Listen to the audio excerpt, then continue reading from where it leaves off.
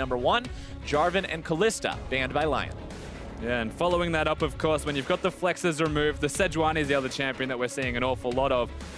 But I'm not too sure we'll see that as a ban because, yeah, exactly that. Sneaky has been playing incredibly well, and I feel like if I was him, Tristana's a pretty easy lock at the moment.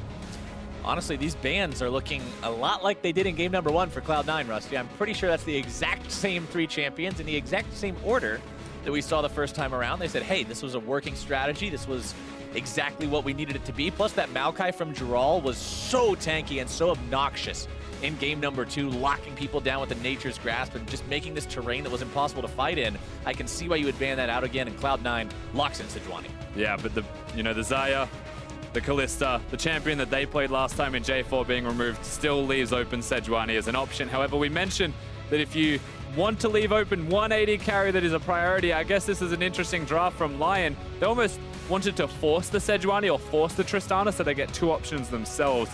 And it's either that Contractz really highly prioritizes Oddie not getting Sejuani, or Lyon just threw the bait out and they said, you can take Tristana, we have a counter. Not how it plays out at all, because once again, Cho'Gath is the other champion that's there with the Trist for red side. I like this from Lyon so far. Yeah, Lyon grabbing themselves 2 really strong picks in exchange for the 1 strong pick they gave up. And when you're on the red side, yeah, you have to give up first pick. Your opponents get first choice of what they want to do. But if you can put yourself in a spot like that where you say, you get 1, we get 2, it's really not that bad at the end of the day as long as you're comfortable playing whatever it is they leave behind.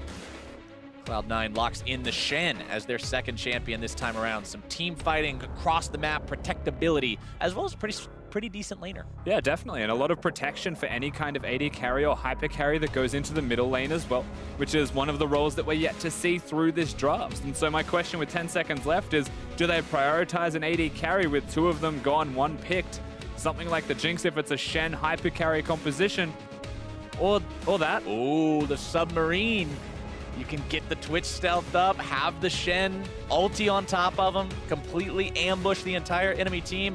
Twitch is one of those champions too, just one of the highest outputs for damage in the whole game. It definitely is. Twitch can hyper carry when you get toward the later stages of this game. Now, if you are Lyon, you've seen a Twitch and a Shen locked in, you know that they want a Janna or a Lulu in the support role, something that can build out and sensor, perhaps even Karma's going to be there. So what Lyon can do now is they can pick Lulu, they can ban 2 of them, and then they can look towards, if they have to, flexing a Karma in the middle lane or something like that. It means that they can take things away from Cloud9. Let's see how the teams do decide to play this second part of the bans. AD carry, top laner, and jungler already picked for Cloud9, so mids and supports going to be banned out by Lyon. They do ban the Thresh away first, and with Lyon having their bottom lane and their top laner locked in, that means it's mid laners and junglers that Cloud9 will be looking to ban away. Certainly will be. So you're expecting another support from Lyon as their secondary ban. Try and just disempower that Twitch, prevent him from being a hyper carry. It's the first one that we're going to be seeing at Worlds for 2017. And so rightly so, they want to try and prevent him from scaling up where Tristana is relevant for most of the game. It's that team fighting scare that Lyon seem to want to have. And that's why I'm okay with this from Sneaky, if they can get to the team fighting. Cloud9 banning one of those playmaking junglers that Oddie had sort of built a name for himself on, the Lee Sin, taken out this time. They don't want to have the potential of having that ever so important Twitch getting kicked to the forefront of the fight, so they'll remove him as Rakan is banned out by Lyon. We know how much of a playmaker that champ is, and they don't want Smoothie on it. Yeah, they get rid of Rakan and Thresh, which are both playmaking utility-based supports. They don't really seem to be worried about a Janna locked in. And of course, with the Twitch, you maybe want someone that has more lane dominance, lane control to make him stronger through the lane as we get a first change in the mid lane, let's say. Syndra banned away means we will not get to see the same matchup for a 3rd time. At least not this time, Rusty. But it also means Orianna's still up, and Orianna's one of those champs people like to put in compositions where you have things like a Twitch. So maybe that's what Lyon wants. We'll have to see what they decide to pick up. Remember, still looking for a jungler and a mid laner, and ooh, all right. They pick the blob in the jungle, so they want the tank, they want the ganking tank in that, which is what Zach will be able to provide when the Cho'Gath is on your team once again. That's expected. The Zach is not expected, but there's a lot of gank opportunities for it. But what I don't like about the Zach is that Janna's traditionally one of the champions that when people think, what ruins Zach's day? Janna ruins Zach's day. He tries to jump in, you just tornado him, everything goes really bad really quickly. And Janna also, like you got done saying just moments ago, synergizes so well with the Twitch composition. So this is just a no-brainer for Cloud9. Yeah, and once again, when you want to talk about no-brainers, it's not going to be the Azir, it's the mid laner that we were talking about a minute ago. And when you look at the team composition, I'm not expecting Azir to be locked in. I'm expecting this because quite simply, that is a lot of shields. That's a whole lot of shields for a hyper carry and a second damage threat. This composition from Cloud9 is exactly what they want it to be, both in terms of their own goals and disrupting their opponent's goals, like we talked about with the Janna versus the Zac. Lyon has one more pick to put this together and make it all work. It's do or die. Worlds is on the line. And it is a mid laner in response to the Orianna. They gave the counter to Seiya. They've empowered him to try his absolute hardest to help them carry this game. And it looks like he'll be doing it on the Jayce this time around. Now, my one concern about that one is most of the big, heavy-hitting damage numbers for Lyon are going to be both AD this time. You are going to have AP damage in the form of your Zac and your Cho'Gath, but if we're talking about late-game hyper-carry damage dealers, if for some weird reason we end up in a 61-minute game twice in a row, Armor's going to do a lot against the Lyon game. Obviously it will, yes, but when you look at the armor builders as well, they've got a fair chunk of them. So C9 actually very well equipped to deal with Lyon's comp if we get to that stage in the game. But when I look at Lyon's composition, I mean, late game could work for them. I'm not feeling it as their primary objective. No. Cho'Gath can control his lane. Zac can gank very well early. Jayce with early lane control and his ability to blast people when he builds lethality with the Ghost Blades and the Dusk Blades. And then a Tristana who can hit the 1-item spike, 2-item spike, and can still do a lot of work all game with Lulu to empower that. I just feel like they want to control their lanes a bit more, and they want their jungler to win as a result of controlling those lanes, get the advantage, and just hard go for objectives or dives. And I want to see what Oddie does in this game, because the past 2 games, he's had awesome level 2 plays. Game number 1, you get first blood. Game number 2, you head into the enemy jungle, waste your opponent's flash, steal his Gromp, and have a level advantage for the next 10 minutes. Audie needs to keep that up if his team wants to be competitive here in the 3rd and potentially final game of this best of 5. Cloud9 up 2-0, 1 game away from going to that main group stage for Worlds 2017. Lyon holding on for dear life. We load into Summoner's Rift now for the 3rd time. The teams are out onto the Rift. Smoothie flashes his lone emote. That's a lack of team synergy that everybody else didn't flash it with him. Maybe this is a good omen for Lyon Gaming. He's making a statement. Smoothie really wants to win. The other guys weren't even paying. The other guys are halfway in there, just sort of hanging out. There's still definitely some faith to be had if you're a Lyon fan, but Cloud9 with all the momentum, the fact that they won that 60-minute game can only bode well for them. Their opponents are the ones that have something to prove. We're not chanting TSM. I was gonna say, How dare you? About to wonder, are we chanting TSM in the crowd right now? You can't escape it. No, it's worldwide. Contractz hanging out in the Pixel Brush. Not really going to see any action early on here. Impact now going to take his spot. It's also a fairly simple, I guess, standard game to play out if you're Cloud9. It's a front-to-back type of composition. You've got a Shen who can split push, but the biggest thing that you have to highlight for these guys is ultimately it's a Twitch Janna 2v2. That has no impact on Summoner's Rift. They barely exist until they get one completed item. You're looking at the Ardent Sensor for Janna. Might be a Hurricane Rush from the Twitch as well. I know the LPL loves that. I know that not everyone else always does it to that extent, but seems to be the way to go for the most part. It just means that Lyon have so much early, perhaps tempo advantage if lanes play out as expected. And so for C9, any kind of advantage is a good advantage. Any kind of neutralization of something is great as impact. Speaking of early game moves, this time Oddie's the one who's having the moves made onto him. Impact just moving up, disrupting this jungle as much as he can, but he's got to get back to his own lane. Sneaky, honestly eating a lot of damage from that explosive charge. Pops the barrier super early. Welcome to the lane. Genthix has Ignite. Whitelotus still has his Summoners.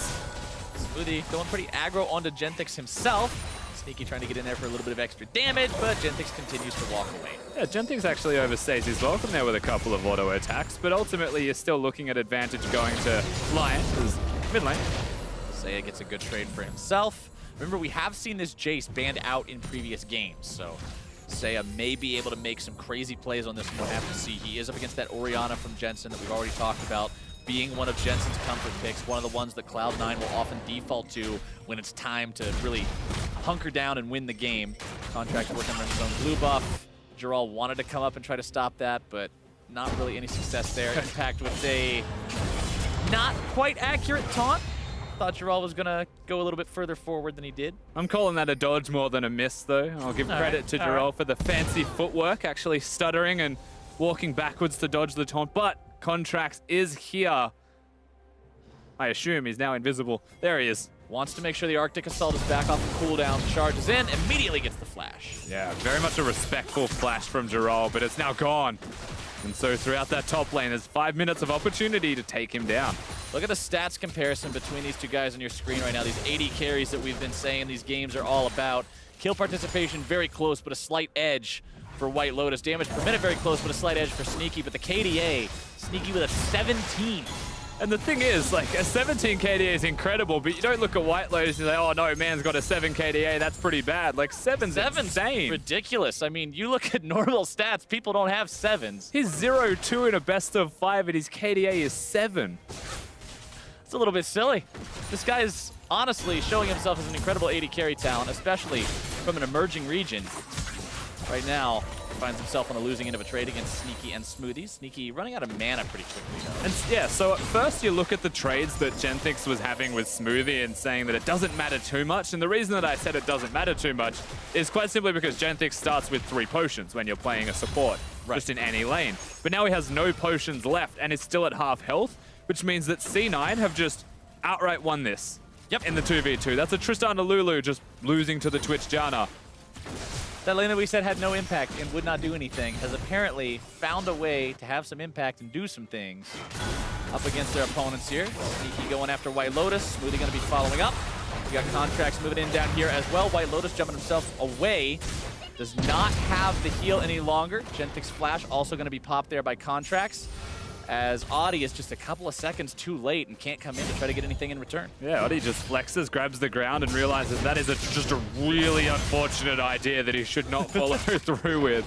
Both flashes, one flash used by Genthix, the heal by Whitelotus as he jumped away. Not a great position to find yourself in if you're the bottom lane of Lyon, where you should maybe be controlling that lane just a bit more. You've got the Ignite in the matchup. The barrier was used at level 1. Lions players, very mechanically talented for their own region, and honestly, they've proved themselves on the world stage here so far. That was one of the questions that we asked back at the start of the series was, you know, they're a big fish from a small pond, but are they just a guppy when they get thrown into a big pond? And the answer hasn't been yes. These guys have shown themselves to be a formidable fish, which is exactly where they want to be. This is how you prove yourselves. You come to these international events as an emerging region, as one of these underdog teams, and you step up and you take Cloud9 to a 61-minute game. You take WE to 2 closer matches than people expected, and you really showcase that you're putting in a lot of work to get where you are right now. Yeah, it's just fair to say they are good. That's what we've been seeing from Lyon. We knew that Cloud9 were good, so naturally our expectations for them are higher, and the fact that they get pushed to 61 minutes is something that you'll look at and say, how did they get pushed that hard? But they still show that they're capable of losing slowly, team fighting very well, and beating Lyon in one of their strengths that gets them to this elimination round in the first place, which is that team fighting. All right, taking a look at the map right now, you can see some wards being placed by both sides into the enemy side jungle. Keeping an eye on the bottom part of the jungle. Lion's trying to make sure Contractz doesn't sneak his way down there again. Really wants to protect that bottom lane that's now without a couple of summoner spells. While top side, Contractz focusing more on controlling the river. Keeping eyes on that enemy Raptor camp as well. Seeing where Oddie's hanging around. Maybe if he wants to go towards that top end, try to tilt things in the favor of oh no. Whoa, Smoothie. Tries to go for the flash into the knockup. Doesn't quite find what he's looking for. Sneaky. There's no heal. Wants another attack, but not quite able to get that one. Super nice polymorph out of Genthix at the end of that. Smoothie had a different idea to that of Sneaky, it feels like. And flashing forwards as Janna very rarely will get you the kill, but I mean, he hit the Q, hit the tornado. Didn't mean too much in the end, but they will try once again to push Genthix away. They want to perhaps get this minion wave under the turret before they recall. They should be able to go back to base though, based off the trade they just won. And that's the fundamental thing about all of what we're seeing right now, is that Sneaky's pushing it in before he recalls. He's got a 12 CS lead, that may still exist. Top lane had the flash blown, but it's now back up and available, and Contractz didn't gank them all. So you look at this and you're like, it's 0-0. Gold's only 600. It's pretty good for Lyon, but they're not winning, which is what you expected from it. Right. This is very closely resembling the first game between these two teams tonight, where Cloud9 built themselves up passive leads in the lanes just thanks to the fact that they were farming better and accumulating that gold through those methods. Contractz and Jensen, once again, blue buff doesn't go to the red side mid lane player is the name of this series. And blue it side, is not stopping here. Yep, blue side, blue buff. End of the story. Oddie top side, level 6 on the Zac means you've got, we still call it Let's Bounce. I honestly don't remember the name. Yep, Let's Bounce. Is it really still called Ready to go. Yeah, it's really still called Let's Bounce. I thought we might have changed the name on it when the ability got changed around, but it is still the same one because he does bounce away with whoever is unfortunate enough to get stuck in the goop. I feel like it should be Let's Jump. That would probably make a little bit more sense. Let's Slingshot back or something. I don't know. But in the meantime, he has managed to give a blue buff away to his mid laner. He just had to go to the other side of the map to find it. I mean, they still get it, and that is good from them to have that blue buff at all based off what we've been seeing in all of these games. Everything will equalize. As far as mid lane is concerned, Seiya's doing his part. He hasn't shopped and got anything meaningful for items, and he's not really going to be able to just destroy an Orianna this early on into the game. Jensen's doing quite well for himself. Whitelotus is swapping lanes at the moment as well. This is the Lyon special, it feels like, and the second Sneaky notices, he just ults in there and clears the wave. Pushes that whole wave out. He has his jungler down here as well. They're saying, all right, you guys wanted to swap top. Well, you're going to give up turret first blood for it. But the question is, are they actually going to do that run? Oh, yeah. Tristana is up in the top side. And as soon as I pose that question, the camera switches back and makes me a liar before I can complete my sentence. Cloud9 gets themselves turret first blood. They got it in there very quickly. They had the cannon wave built up as well, and damage to the turret had already been done from all of the lane control that Cloud9 had for themselves, and they're not done when it comes to pushing. Janna's shields, Twitch having the attack speed bonus from being invisible and coming back out, means they're going to at least chunk this turret down. And we saw this last game. It was Cloud9 who actually had this done to them when Sneaky was pushing the top side and the tier 2 got attacked. Now Lyon looking to turn things around down here. Contractz going to be the one who's held in place. Oddie trying to make the moves happen. Let's Bounce, not going to be finding anyone. Stand United comes in. They find the taunt now on to Jirall. Nearly taken down there by the auto attacks from Sneaky. Barely gets himself away. Really deep from impact, but everyone's going to survive in the end. Nice cancel from Sejuani onto the Zac, as that is one of the longest arms you've ever seen. Yeah, that's a really long arm. I was surprised they connected. I'm not too sure how it did, but it did. Then his arm just stretched for days. A champion that we didn't mention actually in the matchup is that Sejuani is quite good into Zac and was one of the later picks into the champion, is cancelled. Okay, Oddie tries to go after Smoothie, but Smoothie says nope. Pops the ulti, denies him that one. Seiya underneath his turret for now, facing the wrath of the Jensen Orianna, who's currently up just an ever so slightly to 5 CS, but Lyon is knocking on the bottom lane turret, seeing if they can take this one down, get themselves an overall objective advantage, and I think they will. And they just actually upset Cloud9's tempo by staying down here in the bottom lane. They had a lot of pressure done from the level 1 through 3 phase when they were pushing in consistently, doing damage to the enemy structure. But ultimately, Cloud9 overstayed to do damage to the bottom lane inner. And that's where they're made to punish for this, because they have to go back to base. Lyon do not need to go back to base, as they were the ones reacting and responding. And so they'll get the turret trade, which ultimately gives them the advantage, because Cloud9 only traded damage onto one, not the kill. But here's the funny thing, Rusty. 11 minutes into the game, still 0-0 in kills. Cloud9 is down in turrets, but they're up almost 1,000 in gold. And again, we have to go back to the farm. We have to go back to the individual mechanical player and champion matchups. Even like the ones we were talking about that you would expect the Tristana to win in bottom lane, and then they don't. They're losing by the most as well when you want to contrast those, as Whitelotus has just found Contractz. But you're right, when we look at the farm values, you can see how that translates to the gold as well. I mean, the gold difference isn't substantial everywhere or anywhere, but there is a difference everywhere. And even though it's a small amount, you know, 400 through support or like 300 through AD carry, at 12 minutes in the game, that starts to add up, and perhaps they finish an item one wave sooner. Perhaps it means that they'll get to the objective 1 minute earlier or have one extra ward, and that can make the difference in a game like this. League of Legends, the game of inches more often than not. Which team can manage to just eke out that slight advantage for themselves? Sneaky invisible here in the mid lane. Maybe he can bait a trap. Goes for Seiya. Accelerated gate shock blast takes off half the Smoothie's health in one hit. That's the problem with playing Janna.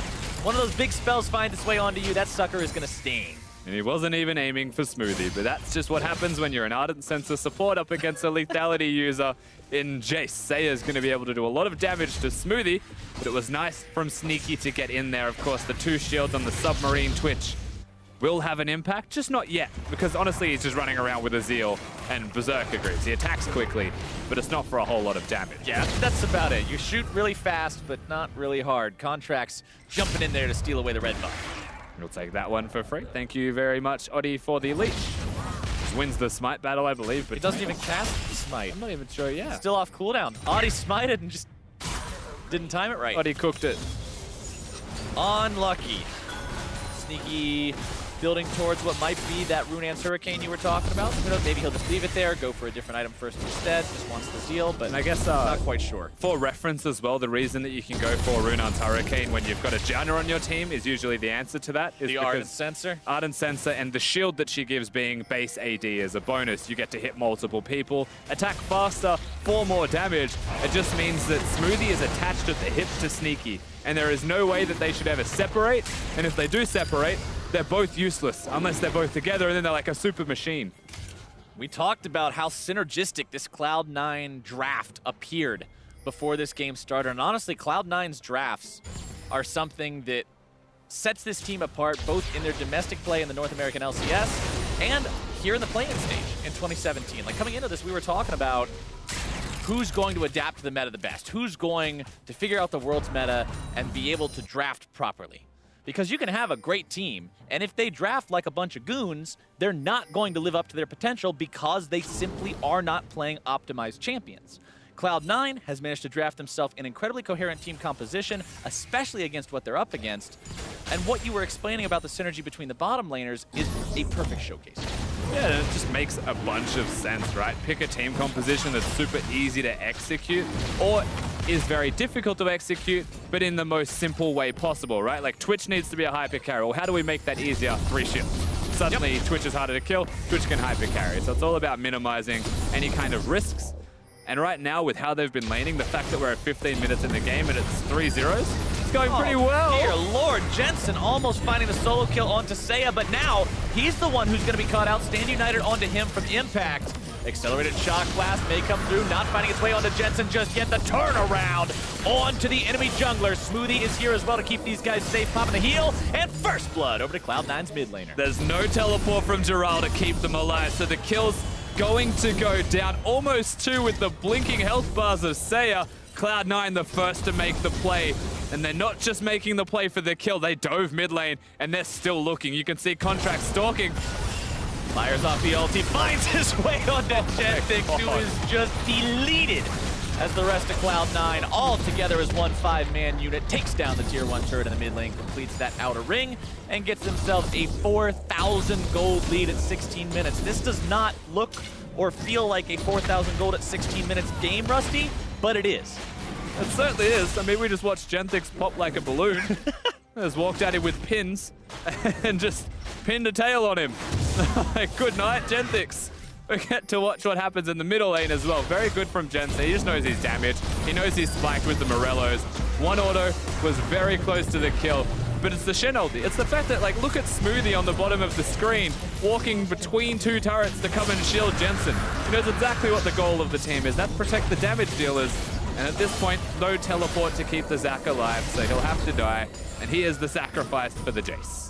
And Impact did so much damage to Oddie there. Like, the Titanic Rush Shen, when we were talking about this pick in the draft, I mentioned, I was like, hey, this is great. He defends the guys in the bottom lane, but he's also a pretty capable fighter in the top side. And when you've got that Titanic Rush, because you're not really worried about needing to be a huge tank right from the start, yeah, it's great. I mean, realistically as well, he's against a Abyssal Mask Cho'Gath. Yeah. Instead of rushing the Righteous Glory, having any kind of armor, I mean, Shen's auto attacks will now be hurting. He'll also be clearing waves exceptionally well just by having that item rushed. Cho'Gath is going to find himself super tanky against magic damage dealers. But if Twitch is ever onto him and is auto-attacking freely, you would imagine that Cho'Gath will also be popping like a balloon. Yeah, to a degree. He'll be doing his Genthix's mid and Cloud9 is collapsing impersonation, which is what he wants to avoid at all costs, because this is what we were talking about in game number 1 as well. Lyon is a team that domestically did well at preventing their opponents from snowballing on them. Internationally, it's a little bit different of a story simply because the caliber of the opponent you're up against is going to be higher. They need to stop this Cloud9 advantage from getting any further out of hand, but right now it's looking like that's a pretty tall order. Cloud9 pushing on to tier 1 in the top side. Trying to take that one down. 4,500 gold lead should enable them to do it. And it's not just that they're pushing top side of the map. You know, there's a static shift from a Tristana to aid in trying to disengage that. It's the fact that they have control of the jungle, as they've got Jensen. Seiya now going to be having this turn right around Ornn. Contractz swooping in there with the ulti to make sure they seal the deal. Whitelotus coming in, trying to find the damage onto Jensen. Manages to get it out, plays the taunt with the flash. Now looking to turn right back around with the auto attacks, but it's Lyon in retreat. Smoothie and Impact here, trying to chase these guys back down. Sneaky's going to be coming in from the flank any moment. Needs to get the attack speed in there, throws out the contaminated flask. But everybody from Lyon is back in time. And Cloud9 do not choose to continue pushing. It is far too risky to go for that play. And so they'll have to respect. They want the red buff, it looks like. Contractz has already started that one off with a leash. So they'll take the outcome here, being, you know, a slight advantage for them. Red buff going over to Sneaky. But my God, just take a second to appreciate how good of a player Whitelotus is again. I know it's weird to say after C9 just got a good trade. You just watch that Tristana in that last play, and it's just pretty. It's so pretty. I mean, Whitelotus played it well, but I've also got to give props to Jensen and Contractz. Let's take a look at this one more time as Oddie goes in. And it's good, you're right, from Jensen and Contractz to know they can kill the Jayce. They've already done the damage test last fight, and because he gets blasted, but this is where Whitelotus will come in. It's just straight flash, so clean, and then jumps out to safety with the rest of the reinforcements here. And it's the one play like that, and ultimately why I'm talking about that, is no, I'm not. Uh-oh, Sneaky delivering impact right on top of Seiya to bring him down for the second time this game. No way out of that one. Flash was still down, Cleanse was not available. As soon as the Shen shows up, you are out of there. Sneaky and Smoothie now moving themselves over towards the Rift Herald, which is recently turned into Baron.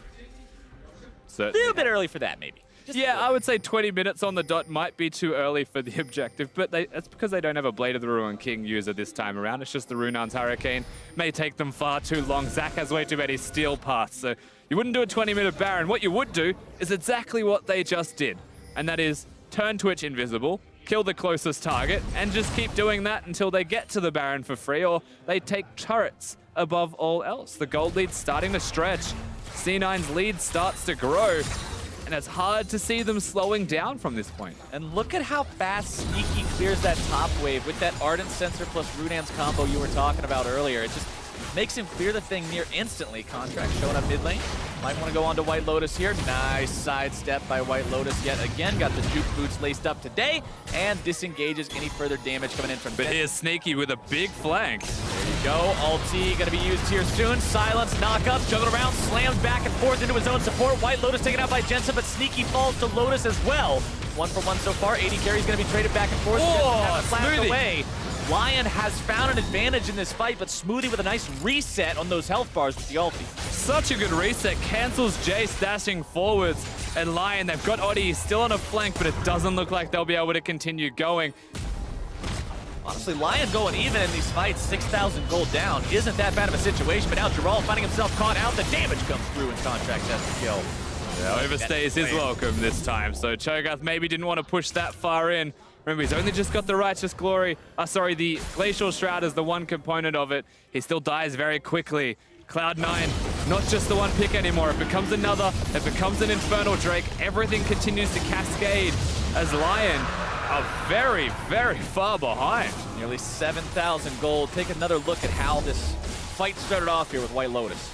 Once again, in a losing game, we get to take a second to appreciate Whitelotus, dodging the Sedge ultimate. The second part slows him, but then knowing that that's a bad thing, of course, is going to ult himself out to safety. But Sneaky's here, and as quickly as he gets crowd controlled and knocked around the rift, Jensen exists to do the damage.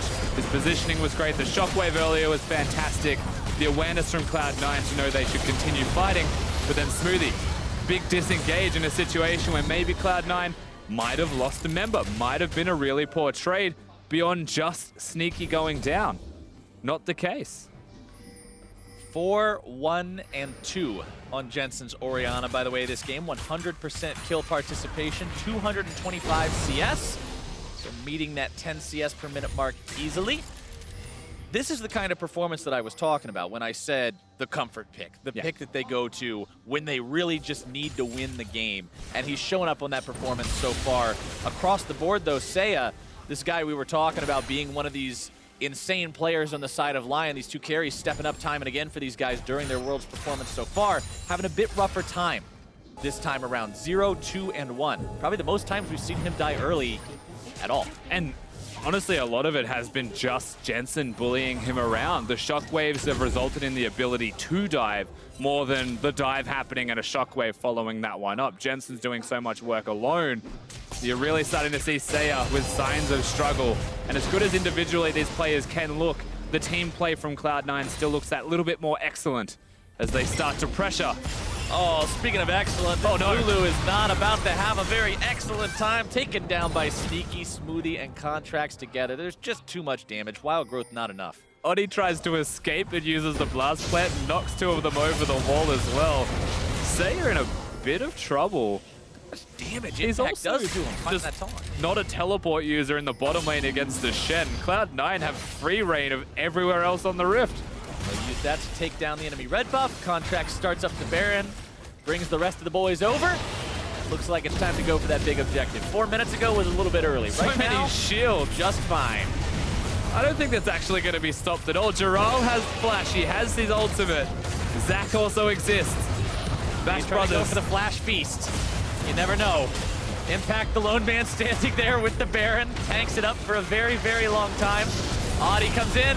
They're trying to steal this one away, but they can't do it. Contractz gets the secure. They get kills soon onto both members that jumped in. Lyon tries a desperation play to get themselves back into the game, but ultimately it's just not enough. Cloud9, 9K up.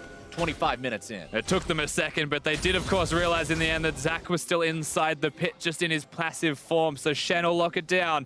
Sneaky straight to the side lane with the Baron buff there. Good shockwave timing from Jensen to make sure the feast couldn't go off, but they couldn't get the steal. And great work from Contractz, it seems, to secure that Baron at all. Whitelotus getting himself stunned up. The damage and the CC from this Cloud9 team coordinating those nearly takes down the enemy AD carry, but Genthix there with the shields and the Wild Growth can keep him alive. Yeah, they may not get him, but of course they will still get the turret as we watch as Contractz go straight over the wall to deal with the Cho'Gath. Really like his target priority there, going for Cho. Smites of an equal value, of course, and then flashes over the wall. Being one level ahead, his smite's even slightly larger. And just like that Cho'Gath, I even saw the animation, I think, for a second of the feast. Cancelled by Jensen's shockwave. Jensen now having a Luden's Echo as well means those shockwaves are going to do that much more damage if they're the first thing to hit you. So you've really got to be aware of that ball positioning, exactly like we saw Cloud9 have to do when it was Seiya on the Orianna in game number 2. Lyon is going to have to do the same thing against Cloud9 here. Of course, their job is going to be much more difficult. Being down 11K 26 minutes into a game is no small deficit. These guys are going to have to outplay like crazy to hold the line against Cloud9 here as they push up the mid lane. They find the 6th turret of the game. They have to head into the enemy base now. I mean, frankly, Lyon need to do a near impossible feat right now to try and prevent this onslaught from Cloud9 getting into their base with how clean they've been able to play League of Legends right now. How simple it feels like it is for C9 to just execute on these strategies. How about this one as well? Here we go, forcing the flash and the cleanse away from Seiya. That's double summoner spells on the enemy mid laner. For only the single summoner spell of Impact, they've managed to potentially catch Jirall out. Impact always looking for those taunts, always looking for the lockdown. Jirall gonna lose about half his HP. Oddie trying to go in. Contractz with a very nicely timed interrupt, and Contractz and Sneaky and the rest of Cloud9 have found 2. Looking for number 3. Seiya's got no way out. He's gonna fall to Impact. Whitelotus the next man to fall. The double kill for Sneaky, and Cloud9's looking to put this one in the books almost as fast as game number 1. The inhibitor goes down. Lyon is aced. Cloud9 may have had to go through a fight in game number 2, but game 3 was just them putting the final nails in the coffin. They will find their 3-0 victory and punch their ticket to the main group event at Worlds 2017. Game 1 was clean from Cloud9. Game 2, they were pushed to the limit, but you're right, we come into this third game and suddenly they look reinvigorated all over again. Nothing was going to stop this C9 roster from making it to the main event. NA's got 3 teams to be representing them. Cloud9 seemed frustrated to have to go through the play-ins, but they put on one hell of a show while they were here, not dropping a single game, a 7-0 record, clean throughout the 2017 play-in stage. They will move on to the main group event further in Wuhan, and they will have an even more difficult task there. You have to stop, you have to celebrate, be glad for this team where they've got with their victory today. But the fact remains, this is only the beginning. The real challenge now starts as you go up against the rest of the teams that are already in the main event, that are already in that main group stage, because it's going to get a lot harder from here on out. Absolutely. It's not going to get any easier than this tournament if you are C9, but how they got there is important to me as well, because this was a full team effort in game number 3 from them. Pretty much everybody had incredibly high kill participation. Jensen, in this case, was the superstar with 100%, and just a really strong team showing to get them to that position. Cloud9 made one hell of a mark here in their final game in the play-in stage. They'll be moving on to the groups, and to hear how they took that series in game 3, let's send it over to Dracos in the desk. Before we get into it, Flowers, I think I want to give the NA correspondents here the opportunity to celebrate. Cloud9 has officially made it into groups. It's the 3rd NA LCS seed coming in. Mark, is there anything special? Yeah, absolutely. I took the time to actually create myself a little celebration dinner. It's a traditional American meal of meat and carbs. I can't wait to get into it, but I don't want to rush eating it. Oh, also, Zyrene, don't worry, I got something for you. I got a little apple crisp. Oh, hell yeah. So you can dig into that when we're done. Thank you, man. Holy. Okay. We're done. I'm not sure where to go from here, but I guess let's talk about the League of Legends game that just happened. Let's just talk about how historic this is for North America, because North America has not won a best-of series at Worlds since season 1. So the gap is closing, despite what people are telling you. All the more reason to celebrate. All right, but how did they do it, gentlemen? I'm glad that they did it. I'm glad that you are willing to die from that meal to celebrate.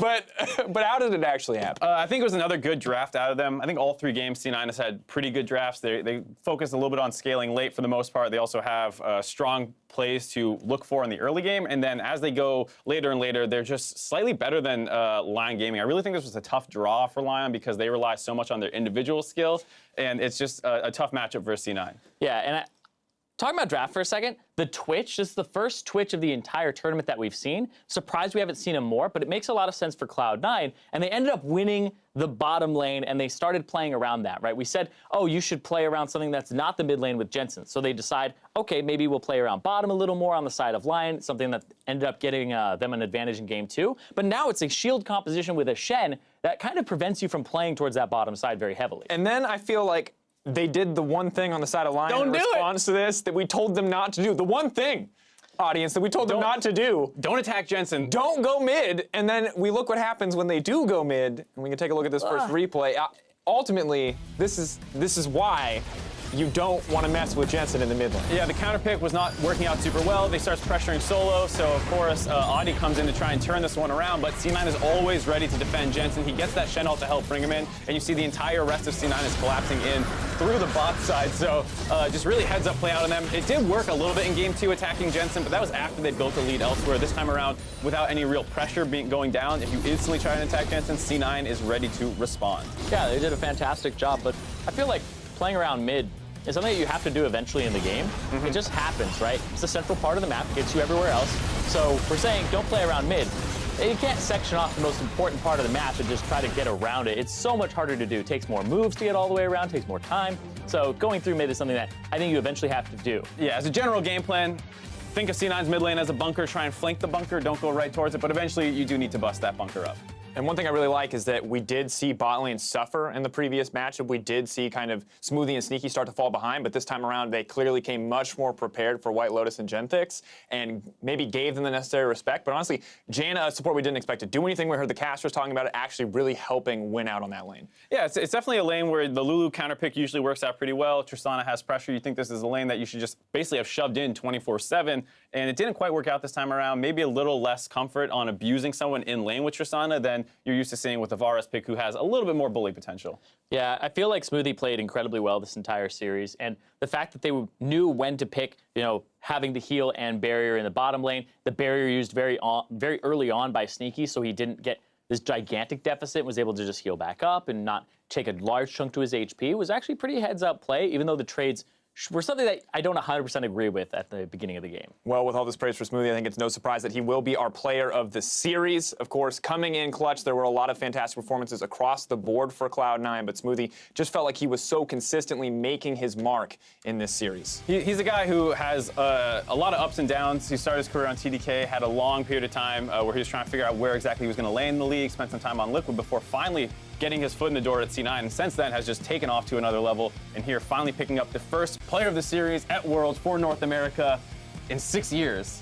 Damn, that's my boy, though, because, like you said, the guy was auto-relegated on a team. Then he came back, Liquid benched him. Then he started having to fight for his spot against Bunny Fufu on Cloud9, earned it.